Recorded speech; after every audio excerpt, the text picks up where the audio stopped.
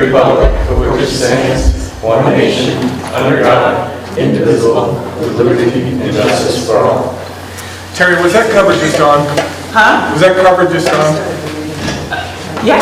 I was looking at it going. Okay, that's okay.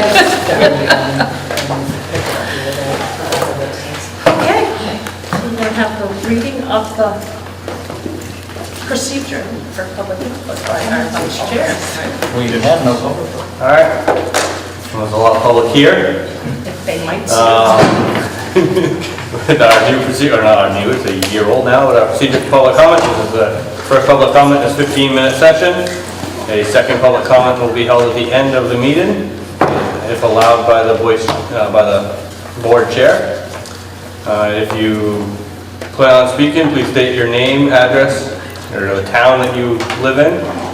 And public input is designed for Noble residents only. The board may grant non-residents the opportunity to address the board. And we recommend 3 minutes per comment. Okay. I take it we don't have any public comment tonight, so. Minutes of July 19th. Yes, and I made the, once I got it, we've been at the board retreat the last couple of days, and we just finished up actually. And when I got back, I added in pieces from my notes. So where it said, for instance, M made the recommendation, I've completed those at the start and at the end. Did we fix the one, I'm trying to open it up now, but did we fix the one that said Dustin made a motion and Dustin wasn't here? I emailed that in earlier today. Oh, that's the one you were just telling me about. I was wondering what you, I thought you... Which I missed you, Dustin, so I put you in anyways. All right, Dustin, whereabouts is that? Well, the very beginning says I'm not there, and at the very end it says I made the motion to adjourn. I couldn't remember. I knew let's that there was a get motion. So what I fixed it to is... Mr. Did you Dwight. come in late? and his Yeah, did you father. have to miss it and got here later? No. No, that was, Yes, That was the meeting but before. You weren't what I here. have in my notes is that Travis made the motion and Ms. Potter Right. Yeah. seconded it, Yeah. and it was approved 6-0. No one complained about the chickadee. That's what it says here, so it might have got fixed. I've got a little purple thing there, so I'm thinking maybe somebody fixed that. okay. I called earlier and talked to Jen. Yeah, so she took care of it. Okay. Who is home making a wedding cake for her daughter's wedding tomorrow. Oh, Well, yeah. Nice. Okay, any mistakes or anything to the minutes? I'll make the motion to approve them as amended, I guess. Okay, second? Second. Okay, all in favor of approving the minutes? Streeter, you just seconded that. Okay. Anybody opposed or abstained? 1, 2, 3, 4, 5, 6, 0. I guess I abstained. 6, 0, 6 Yeah, he to abstained, 5. yeah. Did you say you abstained? I guess, 502. I think so. 502, and we are missing Lynn and Becky. Okay, and the abstentions are Dustin and Denise. Great, thank you. Thank you. Okay, July financial summary. Most summers, there isn't a July summary because the first summary usually doesn't come out until until September because it's the most squirrely. The way that this works is if you look at the top lines, 92% of our state subsidy and local tax revenue are remaining because this covers the July period, so that's the 8%.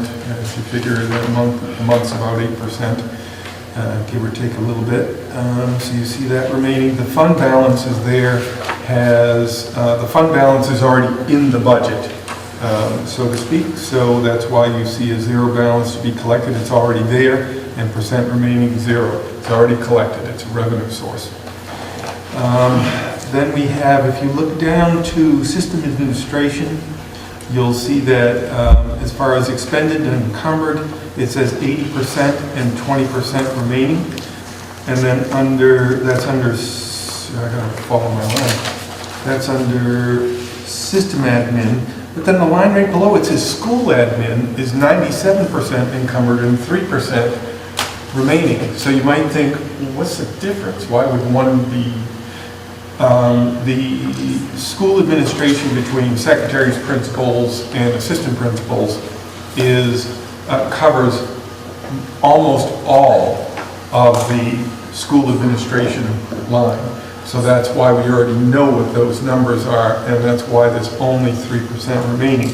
Whereas system admin that demonstrates that 80% is encumbered, there are a number of things that are not related to salaries and benefits, such as the audit fees, budgeting work, legal fees, board dues. So there's all kinds of categories that fall under there that are catch-alls in that extra 20% remaining.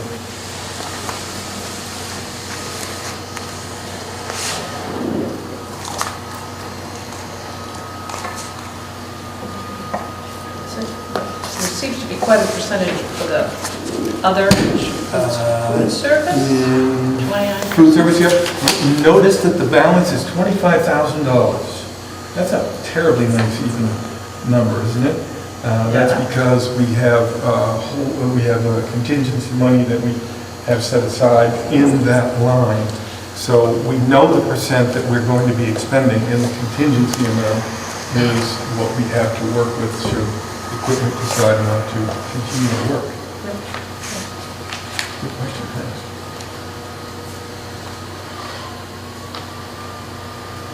Why is there so much left in the maintenance expenses? Is that something? Because most of so we get a lot of the work done in the summer, but there's a lot of the work that, for instance, the wages for the employees who, for instance, Dustin, sorry, another guy, Phil Parent, Ben Guy, another person that's covered under maintenance, and some of our, most of our other expenses are ones that are paid out over the period between now and June 30th, so that's withheld. So we have some of that encumbered, but we have a lot of work under maintenance that hits that CIP that is not expended yet. We have work to do. And I'm really glad to see a nice healthy number of So we can $3 million to work with. You can carry that over, even though, or is this money that was supposed to be spent July 1st on?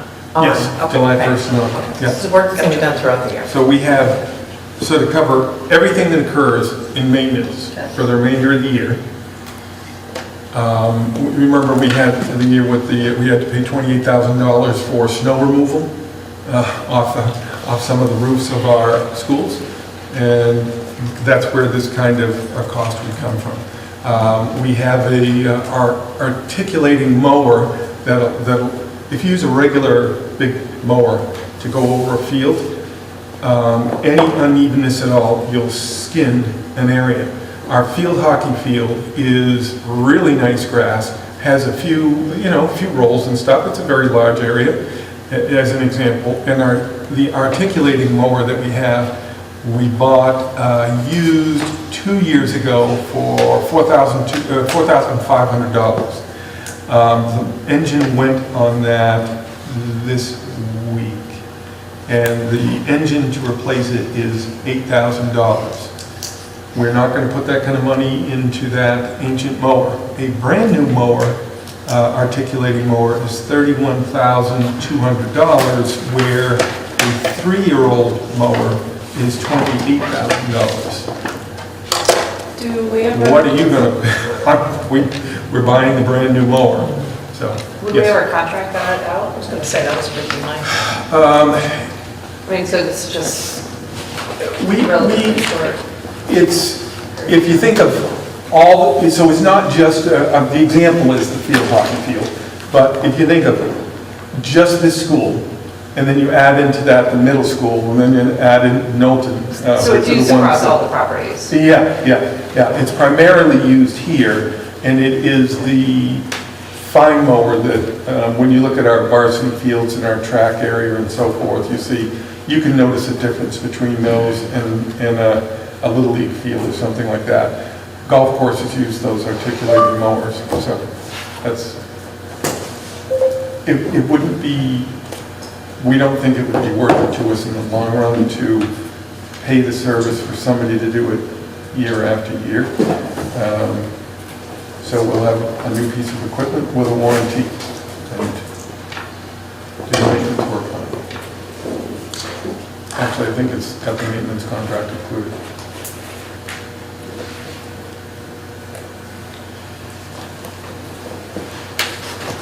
Any other questions on this?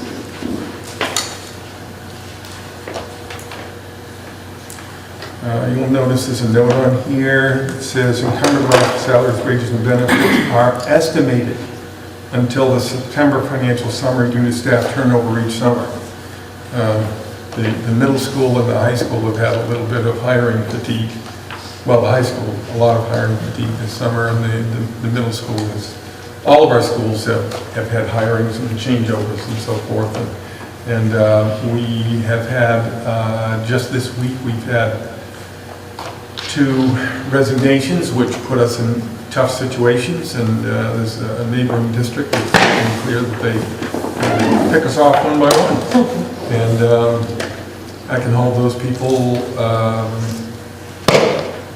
for 30 days, but I'm not going to start a classroom with a teacher being held who doesn't want to be there, and so forth. So I look to see if I can release that person and find a solid person to step into that role.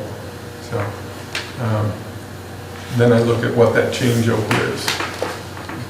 You don't know until you finish the hiring process. And all those pieces are in place. Usually, I wish they were in place already. I just had my last interview 45 minutes ago. So.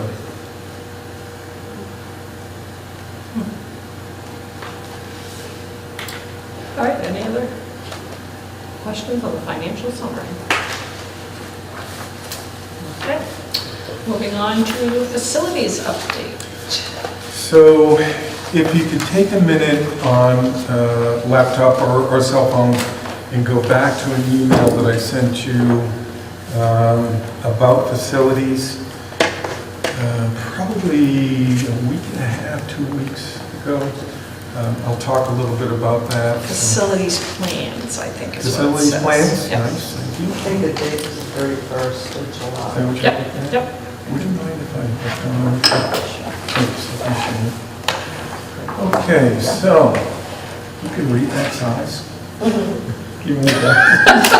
All right. So I had a great deal of fun with Kevin Moore, with Patty Gilly, a representative of the DEP from Augusta, and a representative of another organization, I forget, walking out through the woods in Lebanon trying to find the 300-foot mark as best as possible from the school setting that would be where the new wells could be placed. The wells have to go.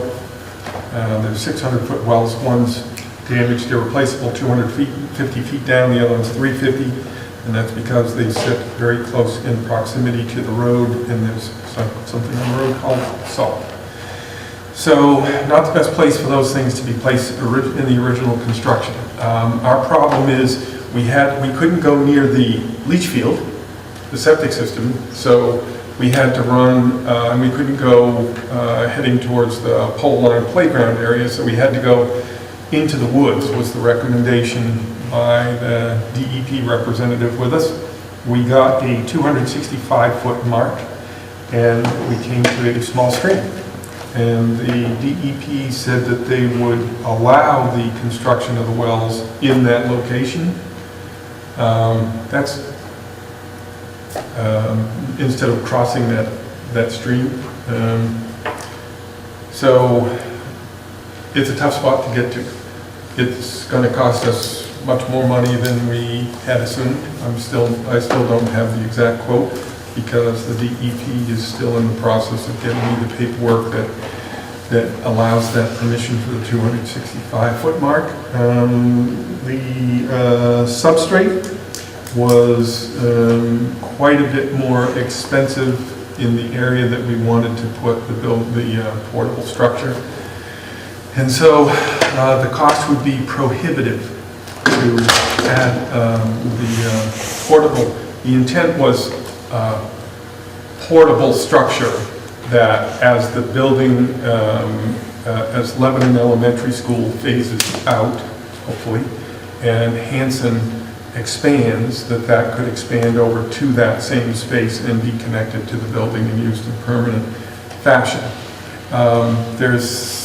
We've got civil consultants doing a plan on that, Neil Raposa, and he's looking at some of the options. Patty Gilly has said, once again, we can make this work this year. You know, Patty can say I could make it work here too, because that's who she is and that's what she's going to do.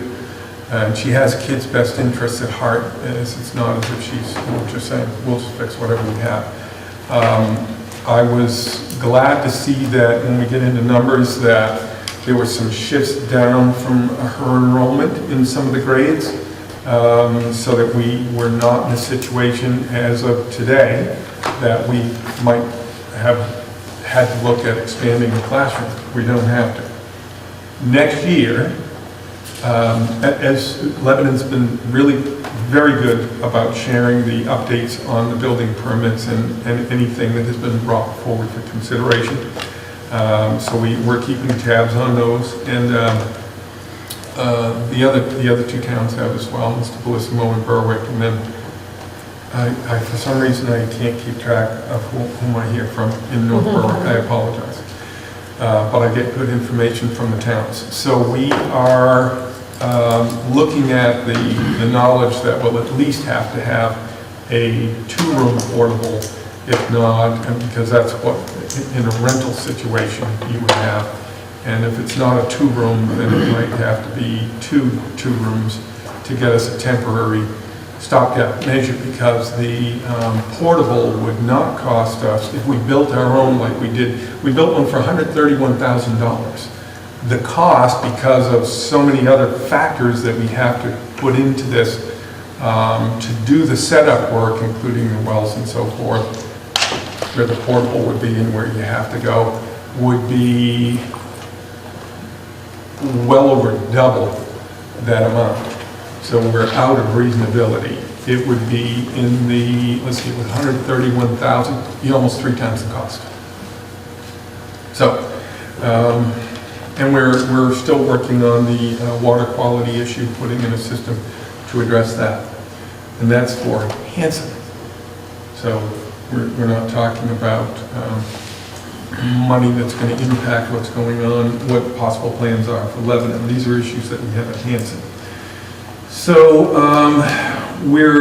my desire to work with the facilities committee, facilities and finance committee, is to look at a structure that would, in a 5-year plan, that would investigate any possibility of state subsidy. We do not come close on the circuit breaker for that. However, let's look into it. And also the revolving renovation fund, as of this point in time, is going to be discontinued. However, there's an election in November. We don't know. Let's see where that goes. I don't know how the state can do away with that fund, or the legislature. So let's see what happens. But in a 5-year plan, it would be to, and civil consultants is looking this stuff over, to be able to build a structure that's a 3, 4, 5 school on the Hanson site that connects, but still allows traffic flow to the Hanson school that would become a K2 that would provide them the space. And then to create staff parking and overflow parking at the Lebanon facility without a facility being there. So it would involve raising the facility as well. There's a lot of community dialogue, a lot of what's happening with the bond banks and their 6-month cycles, and a lot of discussion here before we get to anything like that. So that's the Lebanon update.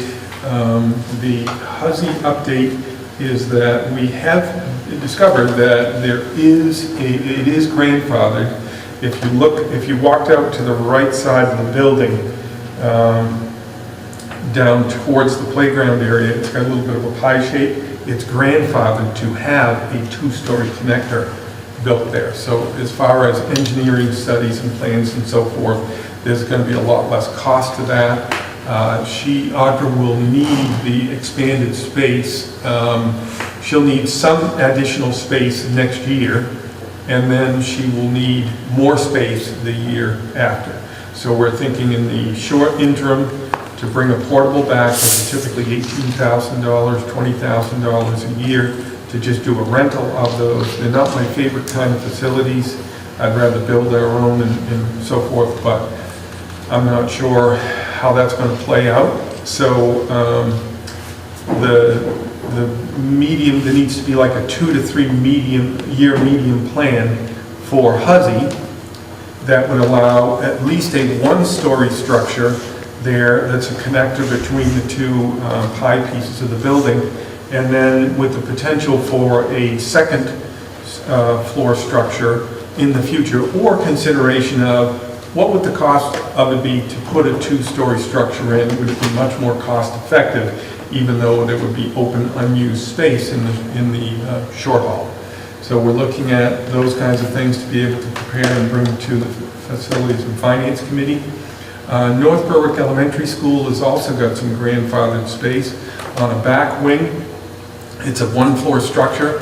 It's grandfathered to have a second floor put on and then a 2-story addition behind that. What we would be looking at is the inadequacy of the original construction for spaces such as the main office, the secretary's space, the principal, assistant principal, nurses, conference rooms, entry foyer, and we would be looking at the lack of defined spaces for the globals like music and art, and they're using classroom spaces. So they're not pressed for space as it is, but they're multi-sharing spaces, and when you do that, you block your schedule in and you have to have certain things at certain times. And then also there has been a recent approval of fairly decent sized subdivision on, I'm not going to say, do you remember what the name of the neighborhood is that has a subdivision approved in North Berwick?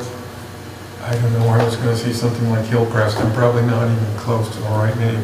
But we're watching that to see how many home constructions are going to happen with that.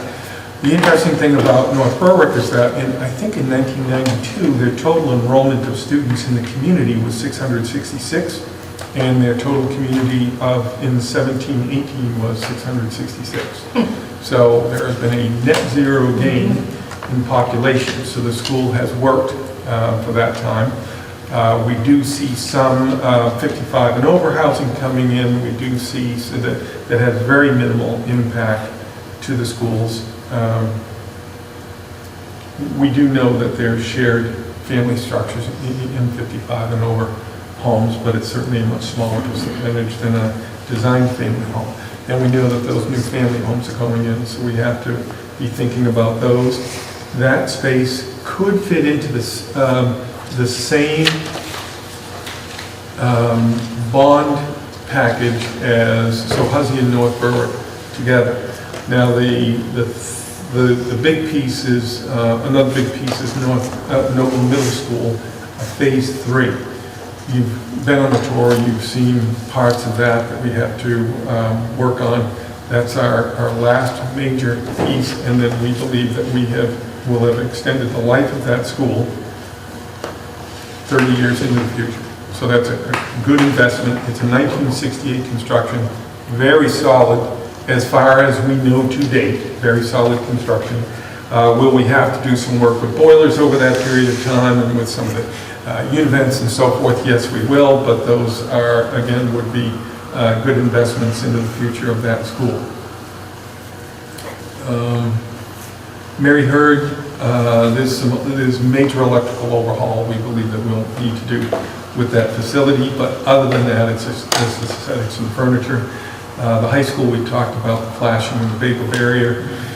So there's a question of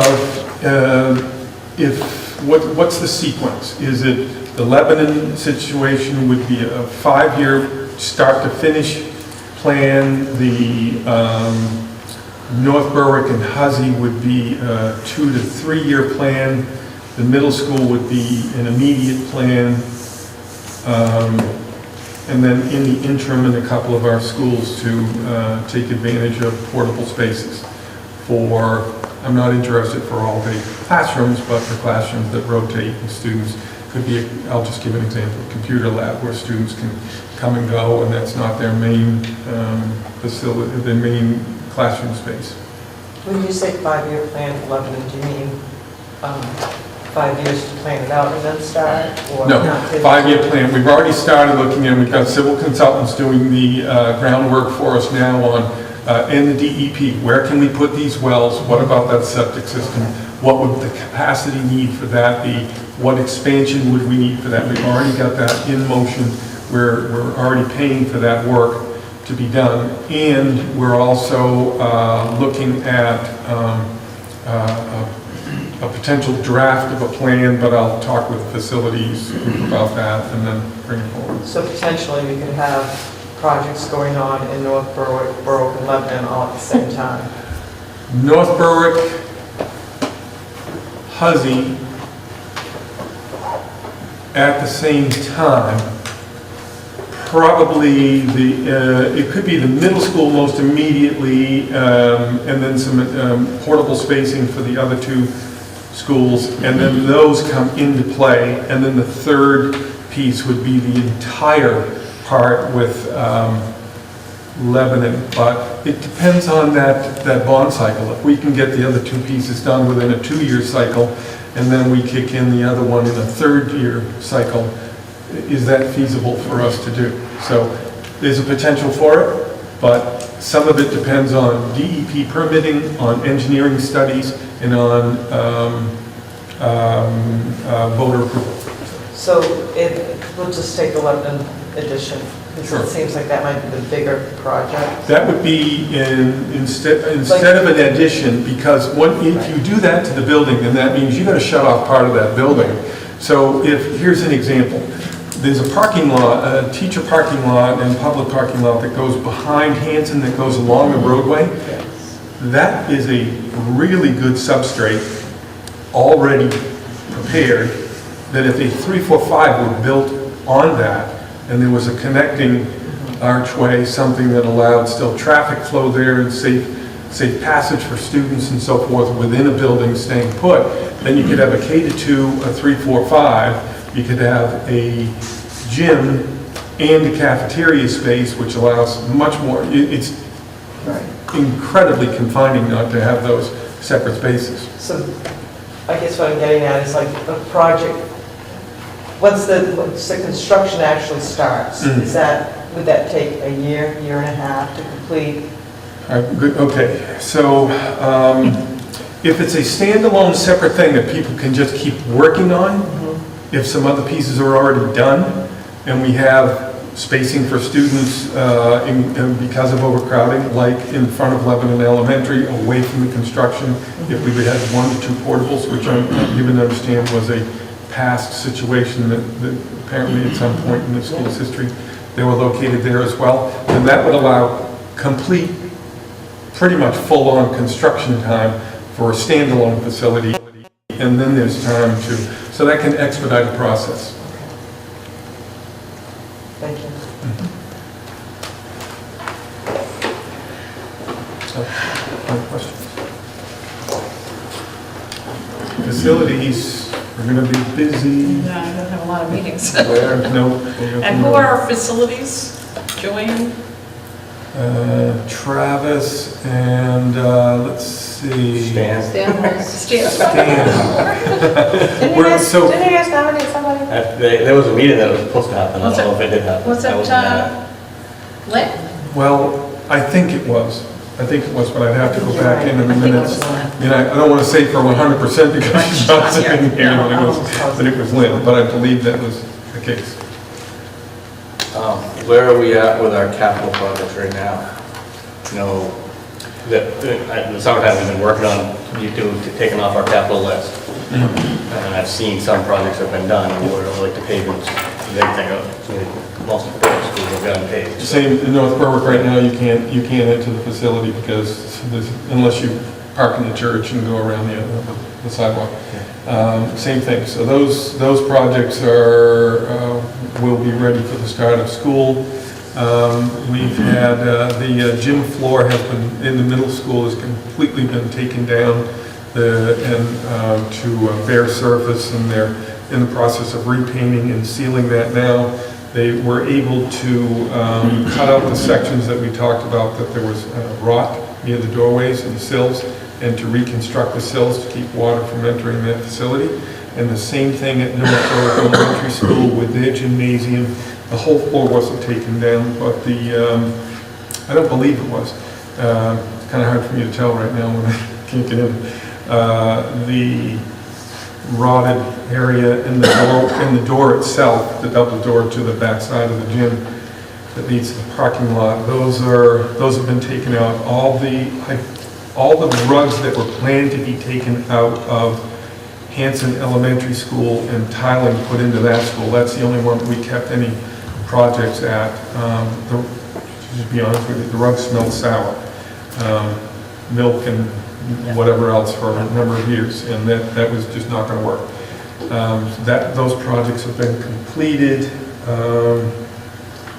Just off the top of my head, those are the ones that I can think of right now. We got a list, I don't have it off the top of my head, I'm going to pull it up, but we got a list of the facility, future projects that we wanted to do. Yep. Can we get an update, or at least a status of where we're at on that So timeline that we got? has all the paving been done that we had on that list? It's in the last coat on 2 of the schools, so it will be done. Did that come out of last year's surplus that we had, if we had any, Yes. or is it come out of this one? It was out of the surplus. Yeah. Let's see, so CIP update.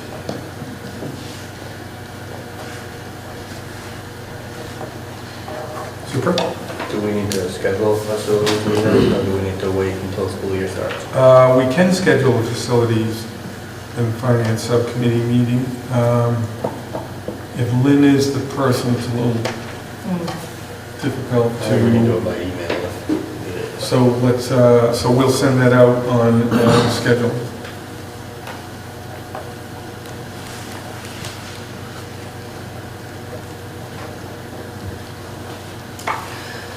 Okay. I'll have to think about So what that's- things will be happening in the next couple of years. Yeah, and some of it is stuff that we can sit in a room and say, well, we'd really like it to be this, but by, Gonna have all the information we first. won't yeah. have the civil consultants' reports back until late September. We won't know the DEP results until they give them to us. It's not, I just say please. They were great. I mean, they came right down from Augusta, came out into the woods, walking through with us. I couldn't have asked for more responsive action. They were very pleased. So that's Travis, Joanne, and we think Lynn, I think that's it. Yeah, and then admin, I believe, are the same 2 representatives, and Kevin and Ronnie. Yeah, okay. Any questions on facilities? Okay, I'm gonna jump on into Jumpstart. How's that Kindergarten sound? Jumpstart. That's awesome, Nancy. Are you gonna like do this every time?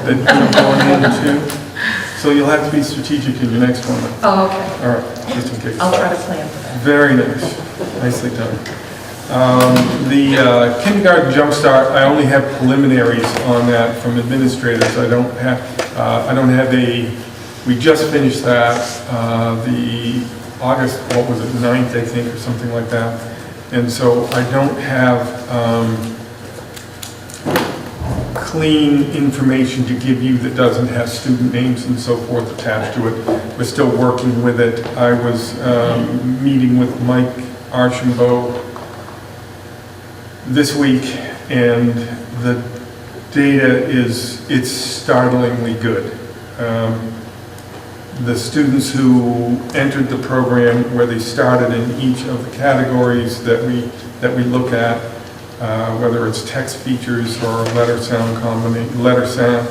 recognition, sound recognition, there's several categories, they are the strongest changes to date that we have seen. I saw the other two school numbers. Northborough has the smallest group. Then I saw the 3 groups from Huzzy and the 2 groups from Lebanon, and had a chance just to talk briefly with Patty and Audra about those. And what we noticed was, if you attend regularly, you make incredible gains. If you miss 5 days or more, people sign a piece of paper that says, these are valuable seats. You understand that if this isn't going to work for you, don't take this seat. We have another student that we could put into this seat. Of course, who was in a better readiness place, so we really want those kids there. We don't obviously charge a fee for it. So it's a little bit like, if you don't charge a fee, there's no skin in the game sometimes for some folks. And we have had some students who missed more than 5 or more days. We're calling the parents every day when that happens. We are texting them to say, are you on your way? How many days was it? 25. 25. Yeah. And this, If you miss 5 or more days, there's a substantial change in the data. Every case. Transportation issues or? One family decided to take a vacation, said we need a break, and they had already signed off that that was not going to be the case. Another What do family, you do in that case? There's nothing you can do? It's too late to offer. at that point, it's late to pull in It's too another late to, student. yes, exactly. It's too, you're like into week 3 or 4, and then We should overbook. Well, Especially somebody in the future, because I don't know how you do it, but if people have not participated regularly and they try to get into the program again, and there's another child that's, Right, and those are conversations You know what I that they mean? can have, but they're very personal conversations that you're having. These are difficult conversations in the first place, to let families know that your Yeah. kiddos are not really up to speed, so Yeah. that's a hard conversation first, and then the commitment is there. And then there is that aspect of the world, which is that your time with your kids, if you can have some time away with them, it's a balance, of what's the most important thing. So it's a tread lightly kind of thing, but out of the 6 classrooms, the 6 groups that we had, 3, 2, and 1 in the different schools, the attendance rates would be like 85 to 87% of the kids had less than 5 days absence, and a decent portion of those students had perfect attendance. There was a mom in Lebanon who was talking with Patty and was really upset and saying, my child is sick, I'd really love to bring her in, I don't want her to miss this, this is awful. The child missed 2 days. And the parent was saying, Patty, I can't send her in right now, she's really sick. You should tell me I should keep this child home. So Patty wasn't even saying, hey, bring her in sick. She was just talking with the parent. So we did have some really good stories in there. We just know that there are harder stories. And what I'm concerned about is, if we see that pattern in the summer, knowing what's at stake in that, we will I mean, it'd be keep. interesting to see if there's a correlation between that and. Attendance is a huge issue in terms of where we're focusing right now. That's one of the focus areas for the year ahead. We're also part of a program called Count Me In, which is, it really focuses K to 5, because we're trying to instill that whole idea that attendance matters. So we've done sort of a positive PR campaign about attendance, and teachers are calling home after an absence just to say, hey, we missed you. It's not a punitive thing. It's just, hey, it's important that you're here. We're glad you're here. So those... Bring Kendra back to talk to some of the little kids. Exactly. So it got to be a challenge for her at the end. This was Kendra, I'm having a moment too. The valedictorian last year. Yeah. We didn't miss a day of school for Right. the whole time. Silver. Yeah, so, no. No. And, no, that was the year before. Yeah. That didn't miss a day of school her entire career. No, that's what I'm thinking, that's what I'm talking about. Silver. Are you talking about That Emily was Silva? a year, that was a year. Yeah, you're right, ago, you're right. not- It was not this past, Okay. yeah, Yeah. it was a year ago. Yeah. But she said towards the end, you know, as a joke, some of her friends were gonna kidnap her and. Yeah, and she was take her like, to "No, school, right." I'm not, you cannot do that, I'm going to school, I'm getting this. Yeah. And Kendra was too tall to mess with. They weren't gonna- Yeah. You know, but just to look at the flip side of that, the fact that 85 to 87% of our little ones that are the most needy showed up and got this service is huge. You know, the fact that we can provide that, it's huge. These are And it'll make kids. a difference. Another thing we noticed about the data that's becoming clearer for us as we're becoming more and more proficient every year at this kindergarten Jumpstart is that we can see some identifications at a kindergarten level popping up. There, you can tell if there's an environmental, this is not meant as any slight to any parent who might be watching this. Sometimes there's an environmental situation, and you look at that, and a student comes in without letter recognition, without sound symbol connection, without book orientation, understanding, and you look at those scores at the beginning and you say, boy, this is going to be, you know, this is, we got our work cut out. And then you look at the end results and you see the kid is flying.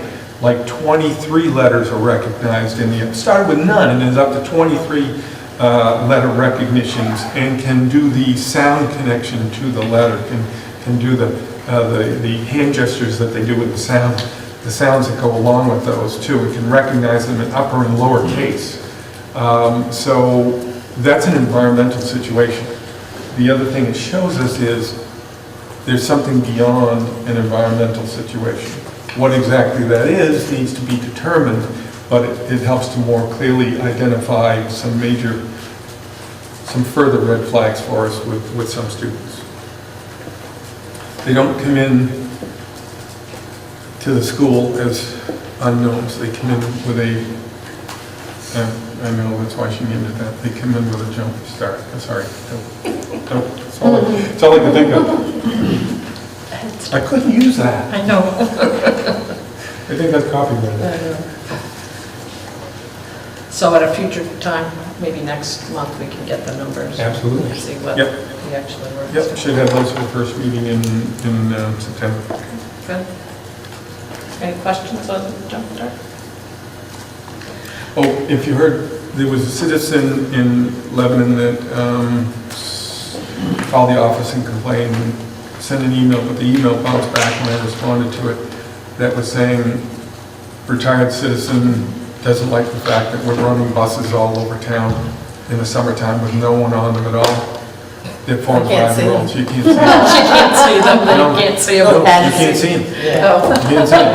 The bus that was being, the particular bus, and the time, that it was like, I can guarantee you at this time, I saw this bus with no kids, it had kindergarten Jumpstart, 2 sections, most of them were on the bus, some of them are driven by parents, and the kindergarten boost, the Jumpstart boost program students, there were almost 30 kids on that bus. They can't see them. A second adult, besides the driver. Well, you're not kidding, because I was behind a bus that had 2 drivers. I'm like, oh, they must be doing training. And we're coming up, and then the lights come on. I'm like, really? I got to be behind you while you stop traffic training? Oh, there's kids. They're so little, yeah. Yeah, and we have the integrated seats for those, we have those buses, and we need to do more of them. Yep. Okay. Moving on.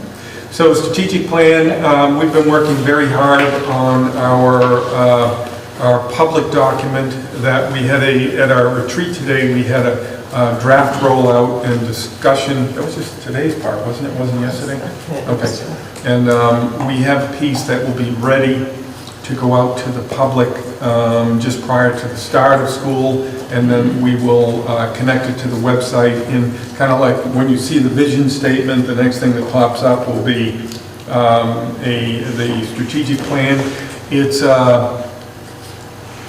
plain language, flyer-style construction that is a front to back and a front to back. So it's not designed to overwhelm. It's designed to inform on basics. And people will be hearing more about that as they interact with the schools. Then, aside from that, we have an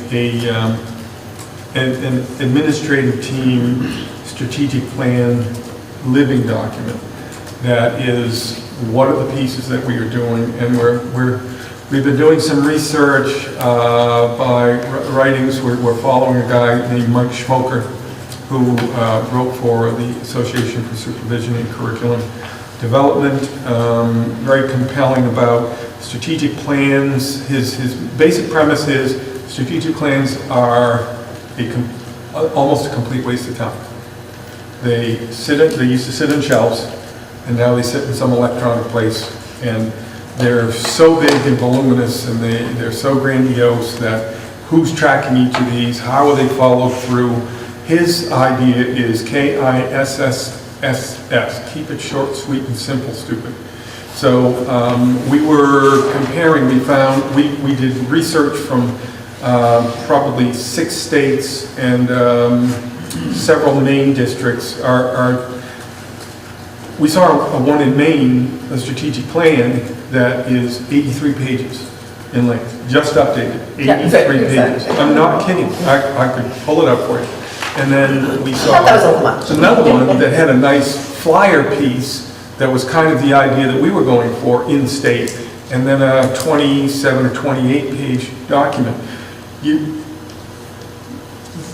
They may be able to pull that off, but Schmoker said in 2006, you're not going to. And he's saying again in the next book in 2015, you're still not going to. Our plan is designed to be, we've got a first 5-year benchmark. What are we doing annually this year? What are our specific goals? It's not something new. It's not let's pull the next new thing out and bring that in and spend money on it and that'll change everything. What it is our primary job is to become incredible experts as leaders at teaching teachers how to work together in professional learning communities, to spend the time that the district gives them developing curriculum, further enhancing it, building lesson plans collectively instead of singularly, building interim assessments that are given across the board at grade levels, not intrusive things that people say that's all we do is spend our time doing assessments. They're check-ins. And then using the data that you get to inform your instruction and make changes, as well as really dig into what is the instruction that's happening. So our administrative teams in our walkthroughs this year, we're going to be doing video recordings of PLCs happening across the schools. We're going to be bringing those back, shop talking those. We're going to invite some teacher groups in to have conversations about those. We're going to look for models and exemplars. We are going to be doing, bringing in interim assessments to our 18 meetings with specific student work to look at and have conversations about what we're seeing there. A chance for people to bring and brag, or a chance for people to say, I need some help. What are we doing with this? How this isn't working for me. The reading-writing connection. The writing connection is weak. We are going to refocus our energies on the reading, the writing connected to the reading, the chance to get feedback on the writing, and the chance to rewrite. That's incredibly important. So we're not going broader and bringing in new things. We are going deeper and becoming more specific in the actions that we're doing. And that is because we have used our data from all of last fall in the strategic process and our ongoing data throughout the spring to help us refine what are the things that need to happen for us. So we'll have a working document that'll stay just for the A team that we can provide each other feedback and so forth. And we'll visit that frequently, and then we'll have the district short, sweet and simple explanation. And we will be bringing these conversations to people in the public through our newsletters, communications, and anytime we get a chance to meet with folks. It's not going to be 83 pages. It's going to be specific to each school. We are, I'm Focused. just going to say we're focused, and we are like ecstatic and excited to do this. We all agreed with the smokers work. We're like, I keep calling him Joe Smoker instead of Mike Smoker. Then there was some comic line about somebody who used to say smoked instead of smoked.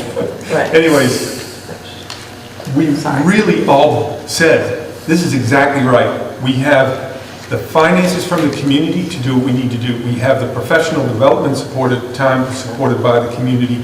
We have our built-in staff meetings, which are our classrooms to teach teachers. This is what we're talking about. And we're going to bring people into the conversation, and we're going to look for feedback from students to see, are we making progress? Because we're not interested in a 12-year plan and to see a whole generation go through the school and say, well, we did pretty good on some of those. We had a spring 2018 goal of 85%, and we fell short of that. In reading on the STAR assessment, we hit 70, I think it was 73, 76 creeps into my mind, but I think it was 73%. And I said, we can celebrate a success, but I'm disappointed. And the celebrating the success was in the spring of 2013, I think was the first year we did the STAR, and the district was at 56%. And it's at 73%. a long way, but not Right where now. I want to be yet. That is a substantial increase. We're not satisfied. Okay. Moving on. New hires. Retirement.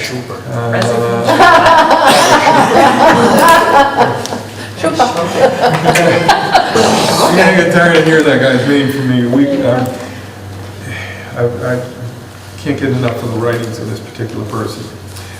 So resignations, we had a resignation from a veteran teacher, Janet Carter at North Berwick Elementary School, 4th grade. She is going to be teaching in a school system near you. What school are you at?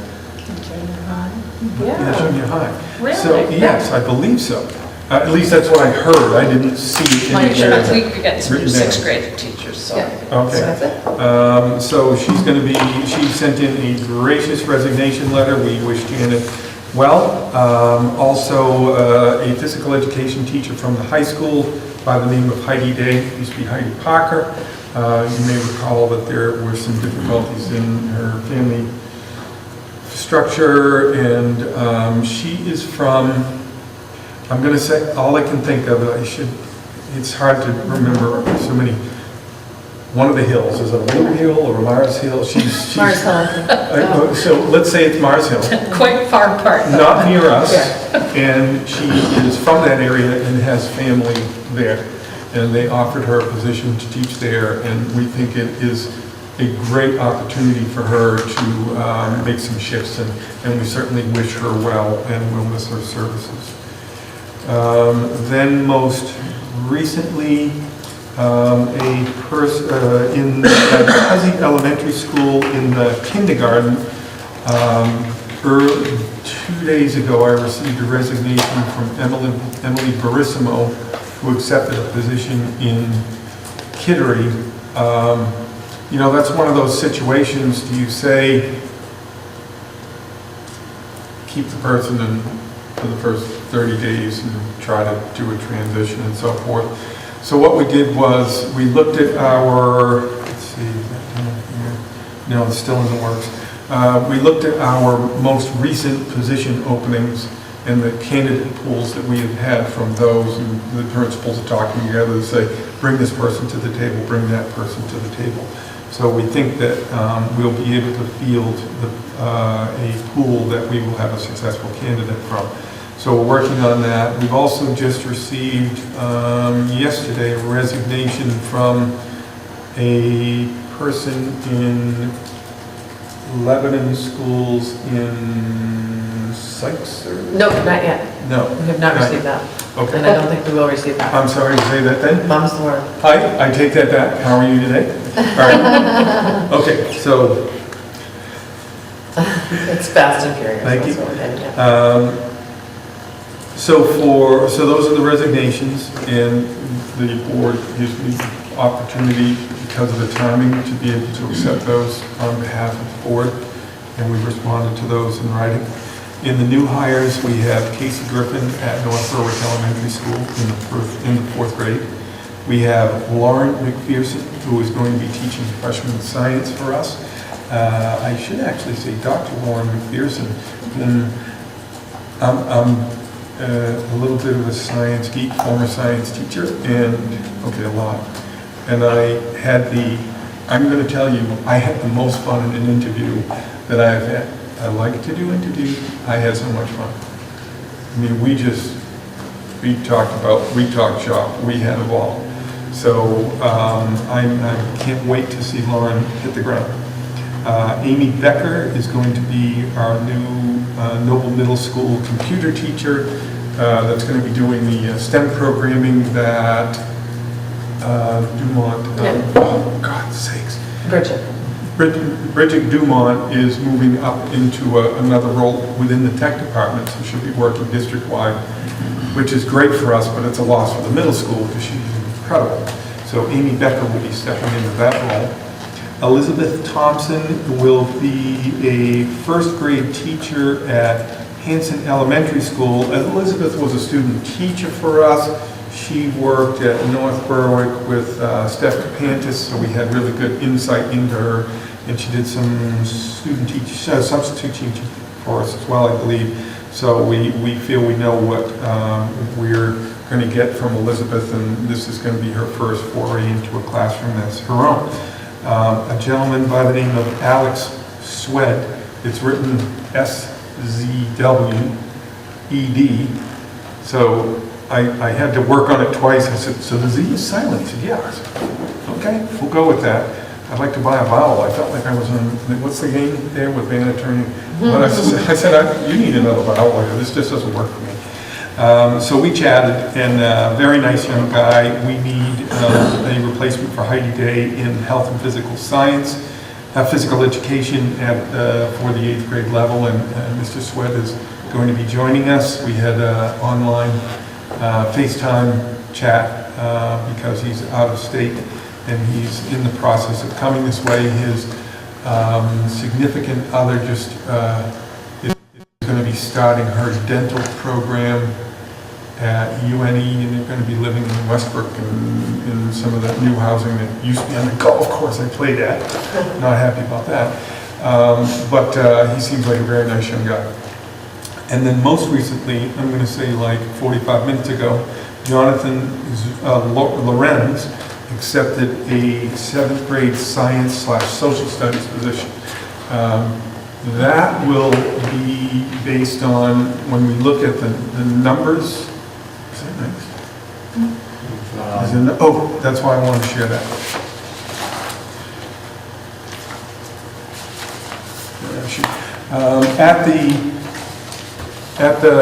So our numbers at Hanson dropped. Our kindergartens are 16, 16, 16, 15, and 14. Our first grades are 18, 19, 18, 18. So we're because the second grade's also 18, 19, 18, 18. We're going to take a look. Patty and Sue and I had different conversations, and we were talking about split sessions and so forth, and she's saying, look, this is the best situation for us right now because of the support I can provide in those classrooms. She's got her regular educational technicians doubling up in the literacy blocks and so forth, and she said, if you change this mix, I'm not going to be able to provide the service that I think we need. So she's opting for this plan. So I was glad to see the kindergarten numbers have changed. The middle school picked up some students this summer, and it brought some of the classrooms between 25 to 28. Now, that's a completely doable number if you're in Michigan. If you're at, or even if you were in some of our classrooms here, if you're in the middle school, the classrooms are not going to work for those bodies, 28 students in the class. Adding in the, taking a 2-person team and making it a 3-person team, so there's a 4-4 and a 3, allows us to have class sizes typically around 22 to 23 students. And it also means that teachers will have total caseload of about 90 students instead of 107 to 108. National Middle School Association recommends that class loads, total case loads for teachers should be 85 to 90 students, and we'll be at 90. So that will work out well. You might be thinking, I don't remember approving that position. It's one of those summertime positions that I had to add in because we were left without a really good. Okay. Speaking of, when you talk about numbers coming in, did we see that influx of special education kids that we were expecting? We've seen most of it, not as much. Some of the programming is, after we've gotten to visit and work with the students, we've said, okay, Susan Macri has said, some of these students actually don't need that specific program there. They're going to be classroom placed, they're going to have full-time assistants. So she's had to hire one more as tech, but we didn't see quite the number come in that we were expecting, 40, because there's some shifting. I would say she's still looking, Susan's still reporting 35-ish heavy-duty cases. Some a little less heavy-duty than we might have thought. The numbers though at Huzzy, I see the lower numbers for kindergarten for the teachers because of the higher number of kids that have autism or medically fragile. But first grade, you've got 6 sessions of 18 kids, but they also have the note underneath that says 5 students with autism or medically fragile. Yep. I mean, that's the same as the other schools. So I'm thinking Yep. these teachers are having a more difficult situation unless they have more help in the classroom. So there's a little bit, so they do have help, because these students that go into these classroom settings have, almost every one of them have one-on-one people with them. There's a pretty good size difference between a student with autistic spectrum disorder and a student who is medically fragile. So it really depends on that makeup. So when we talked to Audra about the same thing, like the kindergarten sections, They're small. 7 students, that's 1 per classroom possibly, or is it doubling up someplace like in a medical case? The first grade, you're kind of pushing it there. What do we want to do with that? She said, we got people in the right place. I got the support folks that I need. This is going to work out. Okay. So if Audra tells me that, I say, you know what? I think that's going to work out. Okay. Yeah. We just went over these numbers. What's the most recent one? Well, that was 31st. 8/13, yeah. So the 13th is our most recent update, and that was, and change was made for the middle school because of that update. But the Hudson School is the 31st, so. So what happens is, we'll go through and we'll look at them, and if there's a change made, we note it, that that's when the change is made, and then we'll keep track of it. And so the most recent change was at the middle school, but we did a review of the entire K-2, mostly focusing on K-7. High school, we seem to be okay.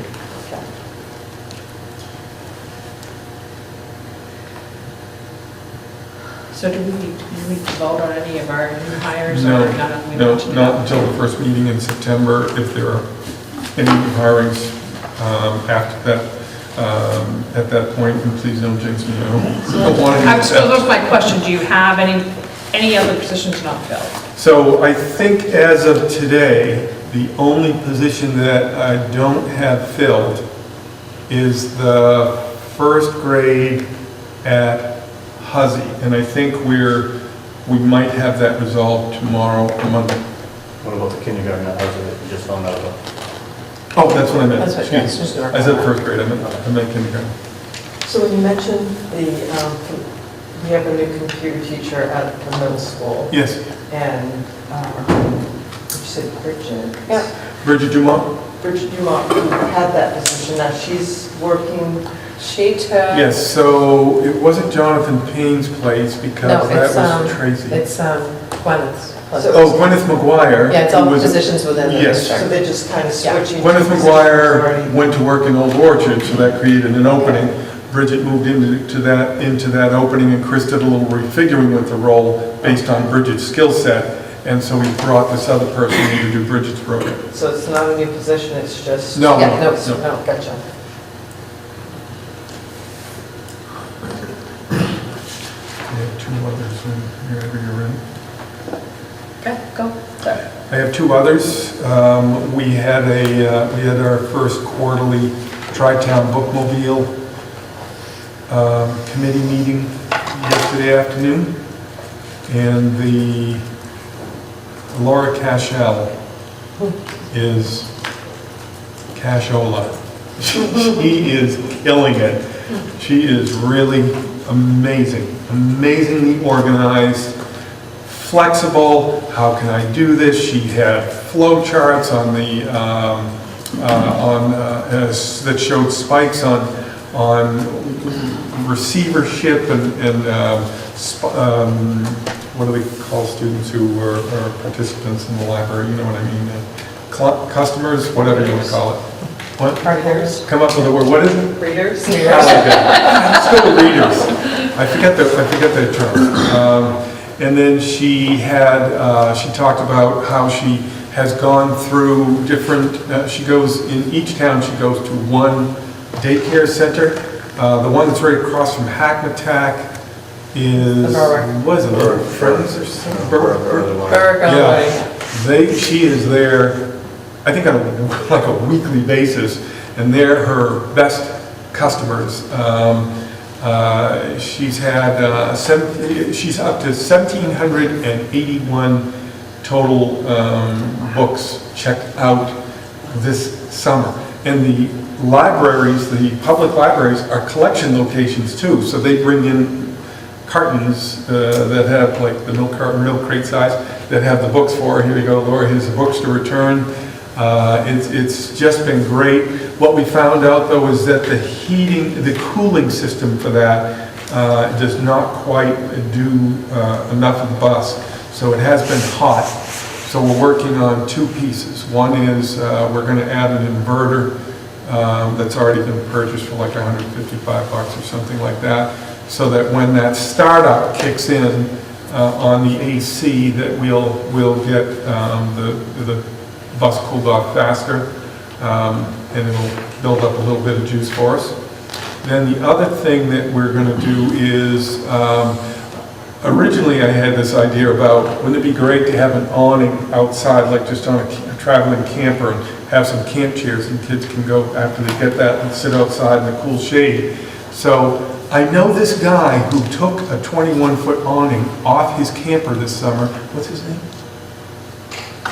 Oh, Mr. Connolly? Yes. Sorry. I took my awning off my camper, and I was thinking, I know what I'm going to do with that. So I hope to get that, talk with maybe Coastal RV and campers, and that's a good plug for you. And hope that they will install that and see if they maybe will consider donating some folding chairs. That would really help out. The other nice thing that Laura did is I'm not kidding you, I was looking at them, taking it down, the guy is helping me in the other room going, what are you so happy about? So she goes in Lebanon to Schoolhouse Ice Cream, which is owned by Sharon Thompson, who's a phys ed teacher at Huzzy. Sharon did some kind of discount for kids who came to the bookmobile and so forth. So Monday I'm joining the bookmobile to do reading of some of the Berenstain books. And the other thing I would like to mention is, I believe every Lebanon teacher elected to meet the bus at some point over the summer, not collectively, and be a volunteer reader on the bus. Yes. I'm stunned. That's the kind of commitment that just is like, that's what makes this place so fun to work at. Has there been any coverage like from fosters on it? Originally, we had it. Now you've got like the 1,700 whatever, that's an impressive number. Yeah. Maybe Yeah. it might be a bit of a story to tell now. Yeah, and there's plenty. She has all her posts. She has her Twitter. She has her fitters. I don't know what's all the electronics. Twitters and fitters. I don't know. Twitter account. She has her Facebook page. She has what's another one? Make another one? What? Instagram. Instagram. Yeah. I'm gonna bet. I thought she had MySpace. I don't know. And no. So she's got 600 people that's a following on those kinds of things. And so I would think that the local news would see that kind of information as I'll well. talk to But I mean, Laura if we about were putting it out there. sending reach out. something out to them. We can reach out. Yeah, we'll talk about it with them. Just don't do it It's on not Monday. those- Make sure everybody follows us on Fitter. I think you should start a fitter. Wait a minute. No, I was not What making type of judgment. weight joke was that? That was wrong. That was cruel. Put that. So I apologize. Thanks for taking it on. The last piece that I have is that we know next year that we're going to need to plan for when I say next year, we are in 18-19 as it started today, right? Yeah. Or in July we did. And so when I'm saying next year, I mean 19-20. We know that our insurance premiums are going to see a fairly substantial increase. We know what we haven't had for the last 4 or 5 years. The primary driver behind that will be our workers' compensation. The number of claims has only gone from 14, 15 up till this year, it's 17, 22, 21, 21. So the number has jumped a little bit, but the cost of the claims, the total payments in 2014 was about $81,000 in workers' comp. In 2015-16, it was $201,000. In 16-17, it's almost just a little under $200,000. And in 17-18, it was a little over $150,000.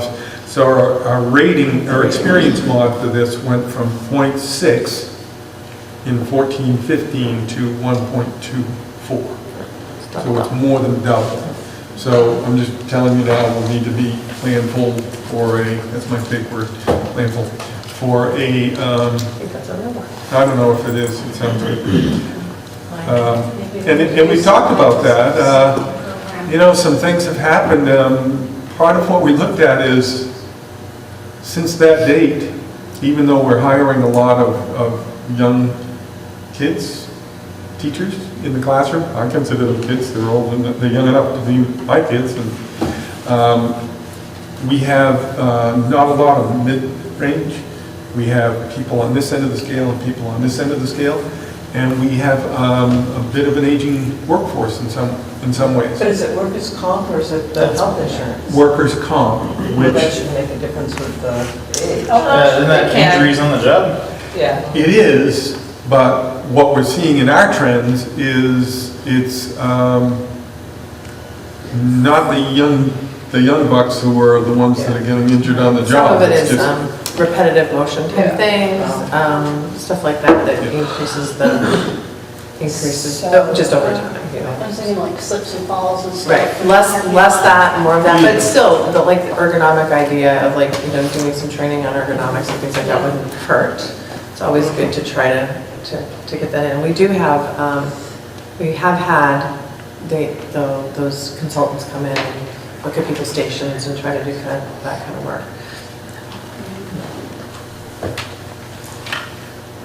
I'm all set. I just love your water Just bottle. reading your water bottle. Something. Oh, yeah. Can I say it? I don't know. No. Probably not. I don't know where to put things like this. Not No, that cracks me up. Anybody, do we have any others? By the way, Plainville is a report. Yes. Others? Okay, 2. I think I emailed you about them earlier. Question I'm to going to you. be honest, if you did, I haven't seen an email this week hardly. So. You're really pushing our friendship to a place that I'm uncomfortable. Okay. One was we had a discussion when we had the student surveys of student agency and not feeling wanted and what things that we wanted to improve that. Yes. And we had idea of putting up a student store that was supposed to happen and it hasn't. There was parking lot beautifications with signs going up, welcome to night country or whatnot to make this more of a campus. Aha, I just talked about We're working that. on that, yeah. The flags or the. So is that, because that was in process last year too and never happened, so I didn't know if it was in perpetuum of being held up. Yeah, I there would say are, the store, it's crazy that there isn't something that's available. You know, if you don't have a kid that is on a team, Right, they don't have the. nobody's ever offered to somebody a Noble hat. You know, yeah. or Well, there was a group whatever. that was doing sales, but they didn't get enough sales, so they had to return money to people who did. Did you remember that? Well, some daughter in your house sold me a hat and had to give me back the money. Some daughter in your house. Don't pay attention to her backwards dealings. She's an adult now, she can face her own criminal charges. But anyway, So, yeah, so the flags, we just, Yeah. we have Working on reached that. out again to Light Touch, Peter Olive, about that. Yeah, we're meeting with them this coming week. The walkway was started by a parent group and student assistants and so forth, and that stalled through that avenue, so I'm going to be speaking with that person, the person who helped to oversee that and get that going, and say, what's the next plan? Come on, let's keep working on this. Very dedicated employee who likes to work hard and support student things. And the student store, I have not had a conversation, so I don't have an answer for you on that. okay, just something to think about. I know a lot of us were a big fan of it. And then we had a discussion, I think I called you a couple weeks ago, because I've heard it from more than one reputable person about, I guess, inconsistencies in how we're handling kids whose my school buses run low and they're getting food taken away from them in the lunch line. And we talked about sun butter meals and how that was handled, but I think it's getting handled inconsistently. There's always a possibility of inconsistency, so I will check on that. It's the folks that are in the office at, I'll go through the kitchen managers, the people who are in the office there, Tyler Goodwin and Jen Allaire, both had some medical issues, so it's been kind of up and down. Tyler, just as a side note, today was Tyler's 90th day after his CAR-T experimental treatment, and it's the 90th day is 2 CAT scans and so forth, and what would happen with that. And he was perfectly clear. They said, you don't even have cancer at 30 days. And so when he went back in today, he was really nervous about it because the scabbing and so forth on the legs seemed to have come back. He sent me a text about 20 minutes before the meeting that said, we're good to go, no cancer. That's good. So we'll follow, so now we're good to go? We'll chase him down. Yes, I- we'll hunt him down. To touch on, I think there seems to be, I've got kids at 2 of the schools, and I know at one school there was no issues, and then at this school, I seem to have, The high school. if for some reason my account didn't get deposited, the child was refused. Now, that Your could child was be, that could be Yeah. a child, it could be, it just could be a Right, that's fine. vast variety of different situations, but yeah, if for some reason I forgot to submit the money, I was told, no, they can't go in the negative. I'm like, what do you mean you can't go in the negative? We've always gone in the So negative. there's And they do it there are once. 2 things going on that you folks know I about. just have to apologize, I needed to leave at 7:30, so I'm gonna just scoot out so that I'm not. We can do that? I mean, you know, Tom Brady is supposed to be getting to Yes, get Tom's going to be on for the first 7 minutes. No, he won't be. Yeah, so we'll ask some questions because we don't want that inconsistency.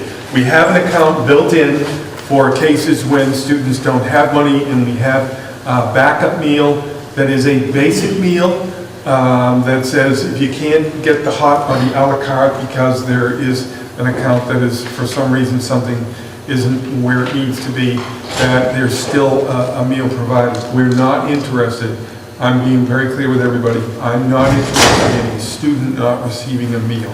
Oh, I wouldn't, I hope you don't feel I was saying that. Well, I did. Yeah, okay, oh, I'm sorry, but there's some kids that I guess, so one of the stories I heard too is, so they get to the line, the à la carte or whatever here at the high school, and it's, yeah, you're in the negative, you can't have it, then they're throwing the food away, which is a waste of food anyway, to go, hey, grab your sun butter, we'll just toss this in the trash. Yeah. I don't know how that helps anybody. No, You just lost the cost of the product in the first place, and you get. So they feel, it's the biting off your nose to spite your face kind of stuff. They're saying, look, we have to follow this regulation, we can't get the meal, and we can't reserve that to anybody. But the students should know, okay, today is the last, and every student from those people should know, today's the last day. If there's nothing, if this doesn't change in status, we're going to do a sun butter meal tomorrow.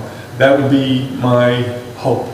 And with 1,700 meals a day times 175 days, I'd love to bat at least 985, like Mookie bats. I know we're always so cognizant about kids that are financially unstable. When we do the backpack program, it's very discreet. We're not pointing it out to anybody. And this might be a child who that morning the parent said, hey, you're all set to take care of that, even though she didn't yet or forgot or whatnot. And so Or technological issue. It could have been anything, but I've been in the negative just many times where I'm like, hey, paydays are coming, we'll get it back up. My kids have never had an issue, but I've heard from friends, so it's not just Facebook or anything, that they're like, yeah, it was under by $1.30 and they threw my kid's lunch away. And that's not who we are. Yeah. No, not interested in that. All right, that's all I have for you, thank you. Super. What is a sun butter meal? Peanut butter, it's like peanut butter, It's not peanut but butter. it's called sun butter, like sunflower seeds. Just some stuff. It's made from that. So They're it's, not allergic, no one's allergic to It that? sounds very Well, it's not joyful. made out of peanut butter, it's made out of sunflower. So it's there for kids Yeah, so I ate that one of those over at North Berwick, and I was like, yeah, I prefer peanut butter. It was an okay sandwich, but it does provide the basic nutrients. I know someone who's allergic to sunflower seeds. So, yeah. Really? They Not can have good. peanut butter. They can have peanut They're butter. gonna have peanut butter. But anyway, thank you. Okay, we'll follow up on it. Anybody have anything else? Then would someone like to make a I make a motion? motion to adjourn. It's like, All in favor? Okay, wait a minute. Joe, Was that fast enough for you? Joe, Dustin, 1, 2, 3, 4, 5, 6 yeses? Yes. Great, thank you very much, folks.